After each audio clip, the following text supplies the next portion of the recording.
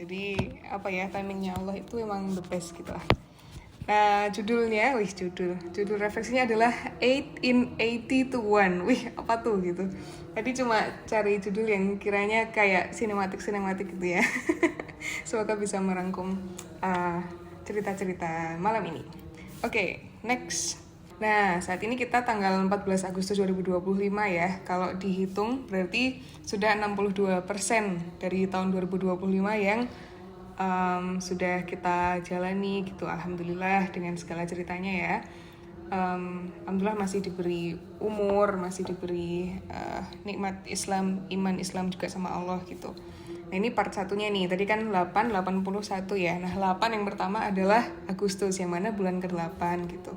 Alhamdulillah kita sudah menjalani 8 bulan ini. Dan kalau saya sendiri itu apa ya, selama 3 bulan terakhir tuh lumayan turbulensinya gitu. Terutama di tempat kerja karena ada peran baru gitu ya. Terus agak tambah sibuk tapi kerjaannya lebih ringan gitu, paham gak sih? Gitu ya, kadang terjadi kayak gitu ya. Nah itu jadi masih ada adaptasi sama teman-teman yang baru juga kayak gitu, seperti apa gitu.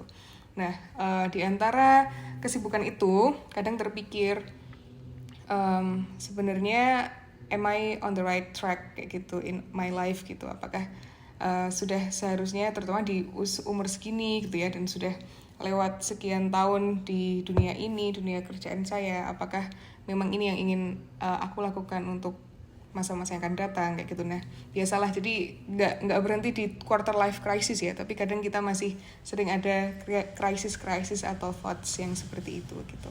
Oke, next. Ini yang barusan diceritakan. Jadi dalam change itu juga ada chance gitu ya. Jadi mari kita lihat seperti apa chance yang I experience in this 8 months gitu. Next.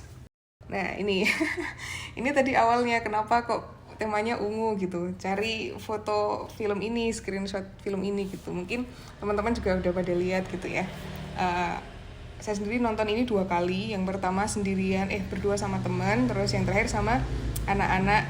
Jadi saya guru, saya punya anak-anak yang saya wali kelasi, dan mereka tuh kelas 12 gitu. Terus beberapa waktu lalu main, mereka lagi penat-penatnya persiapan ke kampus ya, karena kami emang start lebih awal. Nah terus kepikiran gimana kalau ngajak mereka nonton ini gitu, karena ya lumayan safe lah filmnya gitu. Nah ternyata beberapa pertanyaan saya di akhir-akhir itu memang timingnya Allah gitu ya.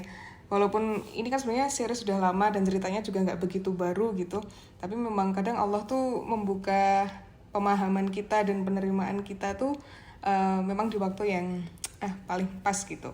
Nah melalui film sore ini banyak yang bisa saya pelajari, tapi satu hal yang berkaitan dengan yang sedang saya pikirkan banget itu adalah, boleh next, bahwa jadi 4 tahun di awal saya kerja di tempat saya kerja sekarang itu kayak api semangatnya tuh sangat membara gitu. Dan karena ini sekolah yang baru juga, jadi masih banyak cita-cita yang pengen dicapai. Terus kayak mungkin larinya terlalu kenceng kayak gitu ya. Terus pernah ada di posisi middle management juga yang kayak harusnya bisa kayak mengarahkan atau mengontrol atau apalah kayak gitu, tapi ternyata nggak bisa gitu. Kita kita punya ranah-ranah atau punya area tersendiri yang memang kita bisa usahakan, tapi jauh lebih banyak daripada itu adalah yang memang kita tidak bisa usahakan kayak gitu. Nah kadang kita lupa kalau tugas saya bukan untuk mencapai visi, bukan untuk menyelesaikan misi gitu, tapi untuk menjaga seberapa sih saya tawakal sama Allah, seberapa sih saya selalu ingat Allah di perjalanannya gitu. Jadi kata ChatGPT yang jadi tulisan saya di WhatsApp, separate intentions from impact. Nah itu katanya. Jadi kadang kalau nggak berhasil itu kayak merasa gagal dan terpuruk banget gitu.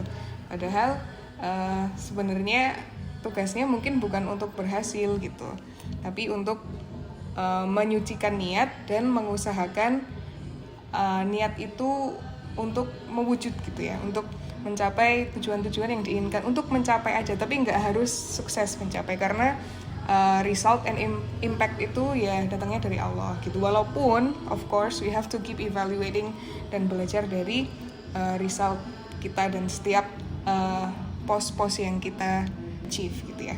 Oke. Ini juga applicable for me as a teacher tadi ya, kadang pengen ngontrol, wah kalau muridnya remedi semua gitu kayak sedih gitu ya. Atau sebagai anak, kadang orang tua saya misalnya bapak ngerokok gitu, atau apa jarang olahraga gitu ya, itu kayak sedih gitu, gimana caranya. But of course we should still try, tapi jangan sampai ketika nggak berhasil tuh menyalahkan diri terlalu banyak, apalagi sampai menyalahkan Allah gitu ya, itu nggak boleh gitu. Oke, next. Nah ini nih dari film Sore lanjut ke Bara Suara. Wah ini mungkin teman-teman udah ada yang nggak dengerin musik ya, tapi kalau saya sendiri masih menikmati, tapi bukan yang penikmat banget gitu ya. Tapi kadang karena saya tuh suka banget sama bahasa dan bagaimana orang menyusun kata-kata gitu dan bunyi. Jadi ketika ketemu lagi sama si Bara Suara lewat film Sore itu kayak luar biasa banget gitu. Apalagi setahun sebelumnya kan Bara Suara ngeluarin album baru ya, jadi judulnya itu Jalaran Sadra. Jalaran Sadra itu artinya adalah karena pasrah gitu. Itu karena waktu itu dibikinnya pas zaman Covid gitu ya. Dan lumayan unik, terutama ada 2 lagu ini, Hitam dan Biru dan Habis Gelap gitu. Jadi emang album ini tuh dark banget gitu ya, dark quote and quote ya, karena temanya kematian dan lain-lain gitu. Nah boleh next. Ternyata setelah saya kulik-kulik gitu ya, ternyata Hitam dan Biru itu diambil dari sebuah hadis gitu. Hadis ini hadis Hasan ya, tentang mendeskripsikan tentang the book of Janaiz atau funeral gitu. Jadi hitam dan biru itu memang ada deskripsi malaikat yang dideskripsikan sebagai berwarna hitam dan biru gitu. Ini bahasa Arabnya di sebelah kanan itu dan bahasa Inggrisnya di sebelah kiri gitu. Itu adalah salah satu karya di album si Bara Suara yang terakhir tadi. Terus ada juga lagu lain yaitu Habis Gelap, dan Habis Gelap ini memang, jadi kalau Bara Suara bikin lagu kan biasanya agak kompleks gitu ya, kayak seni yang kita harus bisa menerjemahkan sendiri. Tapi di Habis Gelap ini kayak jelas banget bahwa memang itu tuh menceritakan tentang apa yang sedang terjadi sekarang, genosida terutama di Palestina gitu ya. Dan si Iga Masardi sendiri ini yang ada di foto di bawah itu, leader grupnya bilang kalau semoga lagu ini segera tidak relevan gitu. Jadi karena sekarang masih seperti ini kondisinya ya, jadi semoga lagu ini tuh cepat-cepat nggak relevan lagi gitu. Juga saya baru tahu kalau ternyata banyak banget waktu itu ada judul acaranya saya lupa, tapi semacam gitaris dan musisi Indonesia yang mereka bikin show yang di bawah itu ya, yang di foto merah-merah itu, dan mereka mendonasikan banyak banget juga buat Palestina waktu itu gitu. Nah yang saya pelajari itu yang ungu-ungu di atas adalah beberapa cuplikan lirik-lirik lagu Bara Suara di album terakhirnya. Nah yang saya kayak renungkan lagi gitu tuh kayak mungkin para musisi itu pendidikan agamanya bahkan nggak sebanyak kita gitu ya, atau bahkan mungkin beberapa dari mereka bahkan bukan muslim gitu ya, tapi bisa menghayati hadis-hadis, menghayati sunnah Rasul, menghayati ayat-ayat Al-Quran sampai mereka bisa menghasilkan karya yang bisa dinikmati banyak orang dan bisa menggerakkan banyak orang kayak gitu.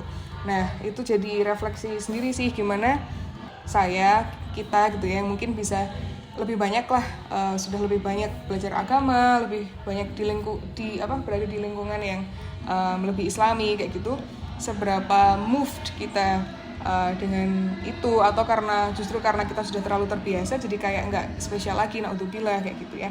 Nah itu sih jadi terpikirkan gitu, how much am I impacted by my love of Allah and Rasulullah SAW, so that I can leave a legacy that helps people and keep pleasing Allah with all of the gifts. Nah ini poin ini yang penting juga ya, with all of the gifts that He has given me, karena one of the best ways to be grateful, untuk bersyukur itu kan memanfaatkan apa yang sudah Allah berikan ke kita di jalan yang Allah sukai kayak gitu ya.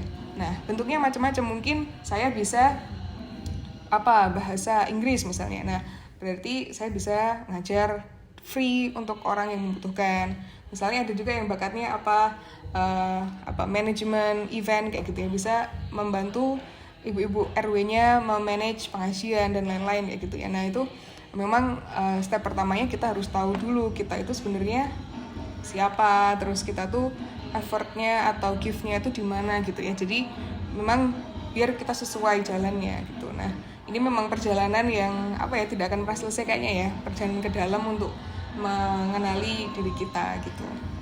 Oke, terus yang kedua, dari interaksi saya dengan si band-band ini, saya juga memikirkan mengenai ini. Jadi kayak dulu ya, sebelum zaman pandemi itu Imam Omar Sulaiman tuh masih sering react ke tweet-tweet gitu atau ngebalesin tweet itu. Saya beberapa kali dibales sama beliau kayak gitu, kayak wah seneng banget gitu sebelum pandemi itu. Terus kayak yang baru-baru ini Bara Suara sendiri, kayak saya pernah di repost, terus barusan banget saya dapet DM dari vokalisnya, kami DM-an gitu, terus kayak wih seneng banget gitu ya, di notice sama biasnya, sama idolnya gitu ya, kayak seneng banget gitu. Nah tapi jadi balik berpikir lagi kayak di notice artis aja tuh segini senengnya gitu ya, apalagi besok kalau kita insya Allah bisa minum dari tangannya Rasulullah dari air dari telaga Kausar, seperti apa senengnya, gimana pas kita ketemu Allah. Mungkin takut iya, tapi pasti wah luar biasa bagaimana senengnya bisa ketemu sama Allah dan Rasulullah kayak gitu. Itu sih, jadi saya berharap apa yang saya rasakan itu nggak berhenti di sini aja gitu, tapi kayak kadang kan kita beda-beda ya, mungkin terutama kita yang terpapar dengan sistem pendidikan dan juga produk-produk budaya yang mungkin berbeda dengan teman-teman yang dari desa, yang kayak dari desa atau mungkin daerah yang lebih remote, yang mana cinta kepada Allah dan Rasulullah tuh sangat gampang gitu ya. Tapi kadang mungkin kita itu tuh kayak tapi kayak kita banyak pertanyaan, atau kita butuh jalan yang lebih panjang untuk bisa merasakan apa yang saudara-saudara kita atau orang lain tuh bisa rasakan dengan mudah. Misalnya kayak saya baca Harry Potter nih, tuh kayak wow, magis, terus pengalaman yang luar biasa kayak gitu ya. Nah saya bisa mengkonekkan itu dengan kisah-kisah sahabat Nabi kayak gitu, lebih gampang buat saya memahami kisah-kisah sahabat Nabi. Jadi makanya saya seneng banget tuh ada seriesnya Yakin yang The First itu ya, kayak kita bisa melihat para nabi dan para sahabat itu sebagai quote and quote manusia biasa gitu. Karena selama ini kalau di sekolah saya belajarnya nabi dan sahabat itu kayak superhero kayak gitu. Jadi kayak ya udah emang nggak bisa niru beliau karena beliau tuh udah on a different level gitu. Tapi ketika mendengarkannya kayak diceritakan seperti dengerin Harry Potter, saya bisa paham, ternyata orang biasa juga gitu ya, walaupun pasti dengan keutamaan, tapi ternyata aku tuh bisa kayak mereka juga gitu, at to some point kayak gitu ya gitu. Jadi itu sih dua hal yang terpikirkan gitu. Oke. Fun fact-nya juga, jadi Octavarium ini yang tadi jadi judul sharing session adalah salah satu judul album progressive metal dari sebuah band yang namanya Dream Theater. Jadi kok pas ya ini judulnya gitu, karena Agustus terus ulang tahun Indonesia HUT RI ke-80 juga, jadi kepikiran itu gitu. Oke, next. Nah ini part 2-nya. Tadi 8 udah kita bahas. Nah sekarang adalah part kedua, itu 80. 80 tuh tentang apa? Tentang barusan yang saya bilang juga tentang HUT RI ya ke-80 gitu. Kita udah mau ulang tahun ke-80 tapi kondisi negara kita masih kayak gini. Kadang itu kayak mau menyerah aja gitu ya. Tapi balik lagi ke tadi, again we are not supposed to be successful gitu ya. Kita nggak bisa kontrol apakah kita bakal sukses enggak, but we have to thrive gitu ya. Karena misalnya kita mengingat jasa para pahlawan kita, mengingat para kiai, para ustadz di zaman dahulu gitu ya, yang memperjuangkan kita sampai kita bisa ngezoom dengan nyaman tanpa takut bom atau tembakan seperti ini tuh luar biasa, dan itu harus kita syukuri dengan cara melanjutkan perjuangannya gitu ya. Jadi kadang kenangan-kenangan kayak gitu yang bikin saya nggak pengen berhenti gitu. Nah terus ada banyak sekali berita yang mengerikan ya di luar sana tentang Indonesia, dan akhir-akhir ini kita juga mendengar tentang dua sosok yang luar biasa baik ini yang harus bertemu Allah dengan cara yang sangat menyedihkan dan mengenaskan gitu ya. Tapi sekali lagi Allah itu sangat bisa memberikan pelajaran di kondisi yang bahkan sangat menyedihkan itu gitu. Nah ini di sebelah kanan itu yang kemarin saya sempat baca dari salah satu temennya Tiwi ini ya. Jadi beliau menceritakan bahwa ternyata tidak cuma Mbak Tiwi yang luar biasa baiknya, tapi orang tuanya juga ternyata memang sebegitu kerennya gitu. Jadi itu kita bisa lihat ya, mungkin ini bisa jadi pelajaran buat kita juga. Mungkin seperti ini juga orang-orang di Palestina, walaupun sedih tapi mereka bisa see the bigger picture gitu, see the truth, bahwa misalnya melihat orang tua atau saudara yang meninggal dengan kondisi yang luar biasa, badannya sudah hancur dan sebagainya, tapi mereka masih ada ketenangan, rasa tawakal, rasa tenang ini karena mereka tahu bahwa yang bertemu Allah itu bukan badannya tapi ruhnya. Ini juga jadi pengingat saya bahwa kayak saya selalu berusaha mempercantik diri, apalah olahraga dan sebagainya, pakai baju yang seperti apa, tapi ruh saya tuh sebenarnya kondisinya kayak apa gitu. Misalnya badan saya oke gitu, kelihatan oke, bagus gitu ya. Nah tapi sebenarnya ruh saya tuh kayak apa gitu kondisinya kalau diwujudkan gitu ya. Nah itu kayak pas baca quote dari orang tua, pesan dari orang tua Mbak Tiwi ini, wah luar biasa, jadi kepikiran itu juga gitu. Terus di saat-saat seperti itu pun beliau berdua, orang tuanya Mbak Tiwi, sampai kepikiran juga, nggak cuma memikirkan anaknya tapi juga memikirkan korban-korban kecelakaan yang lainnya gitu. Jadi luar biasa rasa empati itu. Bahkan biasanya kalau kita sedang dalam keadaan sedih atau marah itu kan kita cuma fokus pada diri sendiri, tapi beliau berdua bisa fokus bahkan dengan orang lain gitu. Wah itu luar biasa banget, pas saya baca ini sangat terharu gitu ya. Oke. Itu part 2 80. Nah part terakhirnya adalah part 3, yaitu 80 sekarang 1. Nah ini gong banget. Jadi selama 8 bulan perjalanan saya yang berpikir ini dan merasakan ini, akhirnya beberapa hari yang lalu saya nonton video Omar Sulaiman yang ini, mungkin udah pada nonton juga gitu ya. Dan yang bikin saya pas banget lah pokoknya dengan urutan segala pengalaman yang sedang saya rasakan ini. Judul kajiannya sendiri adalah itu ya, hiduplah dengan apa yang memang Allah tuh tuliskan buat kamu, peran kamu tuh apa di dunia ini gitu. Tidak semua orang harus menjadi dai, tidak semua orang harus menjadi kiai, ustadz, ustadzah kayak gitu. Tidak semua orang juga harus jadi pengusaha kayak gitu. Kadang saya tuh sering terbebani dengan itu loh hadis. Selalu saya bilang ini ya ketika saya sharing di Haya, ketika the best of you is the most beneficial ya, hadis yang itu ya, kayak sebenarnya yang paling bermanfaat itu yang seperti apa sih kayak gitu. Jadi kadang ketika misalnya bikin postingan nih yang ngelihat cuma 10 orang kayak gitu tuh, wah berarti belum bermanfaat ya gitu. Atau aku perannya di kantorku cuma jadi ini, wah berarti apakah aku harus meraih jabatan yang lebih tinggi biar impactnya lebih besar kayak gitu. Kadang pemikiran-pemikiran kayak gitu yang bikin jadi nggak bisa istirahat kayak gitu. Tapi ternyata mungkin dengan ini jadi ada clarity juga. Via si Bara Suara tadi, salah satu vokalisnya Bara Suara, Iga Masardi itu pernah bilang bahwa misalnya lagu dia didengarkan cuma 10 orang, tapi kan 10 itu kan orang kan kayak gitu. Saya langsung iya ya. Kita tuh saya terutama sering mengkonversi manusia sebagai angka gitu. Kalau yang lihat cuma 100 orang, cuma 1 orang, cuma 5 orang tuh kayak nggak bermakna gitu. Padahal yang 1, yang 5, yang 100 itu kan juga manusia gitu ya.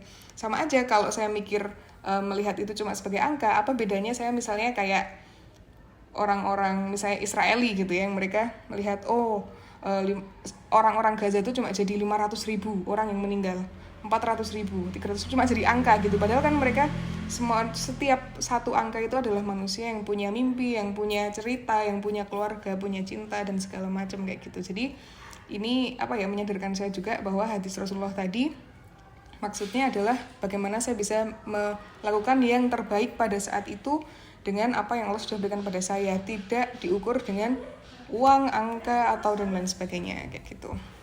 But of course again we have to keep evaluating, jadi kita bisa terus meningkat gitu ya, ihsan. Oke. Terus itu sebelah kanan beberapa hari sebelumnya juga saya melihat itu ada Mbah Nun tuh Cak Nun itu ya, MH Ainun Najib.